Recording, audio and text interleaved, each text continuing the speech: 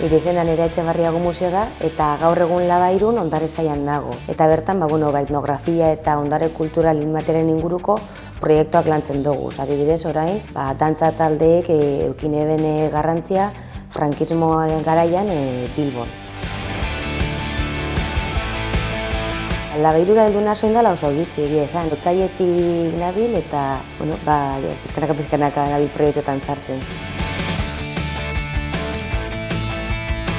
Niretzat Labairu da euskal kultura inguruan lantzeko aukera itzela. Hainbat erritu, hainbat ohitura askotan ezezagunak direnak. Eta aukera aparta da hori lantzeko eta horretan parte hartzeko. Horretan parte hartzea aukera bat da.